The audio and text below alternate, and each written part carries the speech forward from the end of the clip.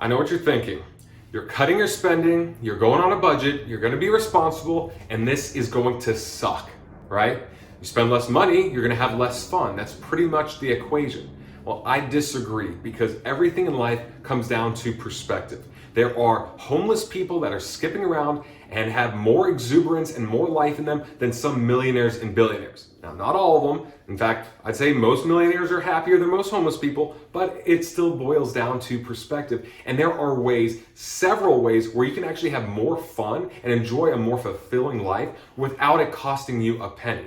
Jim Carrey once said, "I hope everyone had the chance to be rich and famous and accomplish everything they've ever dreamed of, so they'll know that that is not the answer." Now, don't get me wrong, more money leads to more freedom because we have more choices, but it doesn't necessarily lead to fulfillment. In this video, I'll share with you 7 ways that you can start living your best life now while refueling your bank account. Tip number 1, have a daily meditation practice. And I know meditation is trendy, it's in right now, all the celebs are doing it, but there's a reason why it's lasted thousands and thousands of years. Whether it's prayer or meditation, whatever it is, it's a connectedness to what we can't see, what we can't smell and feel and taste and hear. It is literally connection to source and to everything that's going on. And the bottom line is that it just reminds me that life is more than these little thoughts. It's more than, oh, I gotta take the dog out for a walk. I gotta pay this bill before it's past due. What am I gonna tell my mother-in-law? What am I gonna do about this event? All these little things that we allow to stress us so much is stupid. We are spiritual beings having a human experience. That's all it is. We're in this video game called life as this human, but we're an infinite being. And meditation is that 8-minute a day, for me, 8-minute a day practice that reminds me to stop stressing over the small stuff. Now, I don't have a particular type of meditation that I recommend. The one I want you to do is the one that works for you. So look up popular meditations, see which ones you like, what you don't like. And I also recommend looking into apps like Headspace or Calm because both of those apps will guide you through meditation. Because guess what? If you're a Virgo like me, if you're always in your head, it is very hard to shut that off and be in silence with yourself. So do what it takes for you to meditate daily, but you will be glad you did. Second tip is to journal daily. Now, do you ever feel like there are thoughts on your head? There are things that are just eating you up inside and you can't fall asleep. There's just always something nagging, right? It's probably because you haven't expressed it the way you should. Now, you could go and talk to someone about it, but you can also just write it down because a lot of times writing down your thoughts, your feelings, whatever you're battling or whatever good is coming in, just writing it down allows it to leave your mind because you don't have to think, brain, hold on to this. Don't forget about it. So keep thinking. No. Now it has a home. It has a home on that piece of paper. Now, I'm not someone that journals. I'll say that that is my weakness, that I don't journal. However, I know that Darwin, Einstein, Edison, Davinci, they all journal daily and it worked out pretty well for them. So for $3 for a notepad and a pencil, that's a great investment right there.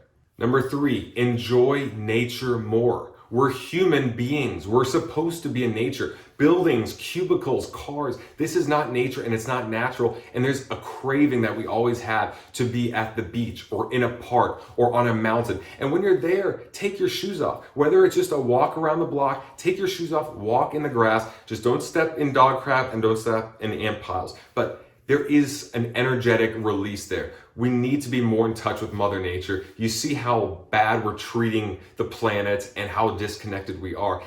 And that's not us. That's not humans. That's very robotic. We are humans. We need to jump in the ocean. We need to feel a breeze, whether it's a bike ride and we get that wind on us, or we're taking a hike and we just grab the dirt, the soil, we put our feet in it. I'm telling you, maybe it sounds woo-woo and too hippie, but regardless, whatever nature is for you, we need to spend more time in it because we will feel more whole, more connected, and more normal, more human. Number 4, if you are really serious about saving money and cutting back on your spending, you have got to eliminate alcohol or at least severely reduce it. Now, if you go to Trader Joe's and you buy a bottle of wine for $6, that's fine, that's not expensive. But when you drink out at restaurants and at bars and clubs, it is a fortune, especially here in LA, where you spend $14 on a glass of wine and $22 on a martini. If you go out with your girlfriend or on a date, you can easily have a $120 bar tab like nothing. So what I want you to consider is exchanging a night out at the bar or club with an event like a salsa class or a painting class or something that's new and something that's way more affordable. You can go on websites like Eventbrite or Groupon and get all these different ideas, whether it's business networking and free little mixers, or it's holistic classes, yoga classes, salsa, painting, who knows. But replace the night out at the bar where you're spending money on booze and on lousy food, and you might be making even worse decisions from it, to something that's more productive, more cost effective, and more fun, and you might be around a better social circle anyway. My next piece of advice is to learn intentionally every single day. Remember when you were a kid, you would be running home to your parents after school and saying, "Mom, Dad, I learned about Saturn's rings, and we're a planet, and there's all these other planets, and then there's a solar system, and then there's the universe, and we're so small, and there's this dark energy and gravity." We were in the state of awe and wonder. Everything was so fascinating to us because we were learning and we were absorbing so much. And as those subjects got left behind in our childhood, and then we'd learn more and more about calculus and accounting and business, things got less and less interesting, and then it was all just about what kind of job can we get, and that's all we would learn on. And then our sense of awe and amazement and optimism and excitement for being a human just kind of got left in the dust. Why does it have to be so? We have podcasts, we have books, we have YouTube videos. Learn something every single day that interests you, whether it's Greek philosophy, astrology, energy, astronomy, American history, whatever history, doesn't matter, but you want to have that sense of awe. You want to think that being a human on this planet in 2019 or 2020, whenever you're watching this, is an amazing thing. Why not live with that type of optimism and that type of outlook? Because if not, you're saying no to everything that is spectacular about being a human right now. If you really want to live an extraordinary life and save money, you need to invest more in your health. And there are so many benefits for this. Now look, you might be thinking, to invest more in my health means I'm spending more money, but that's not necessarily true. There are a lot of free ways to live a healthier lifestyle. That means cutting out drinking, cutting out smoking. In addition to the meditation practice, maybe you stretch in the morning. How about taking a cold shower, which is great for your central nervous system and your mental toughness?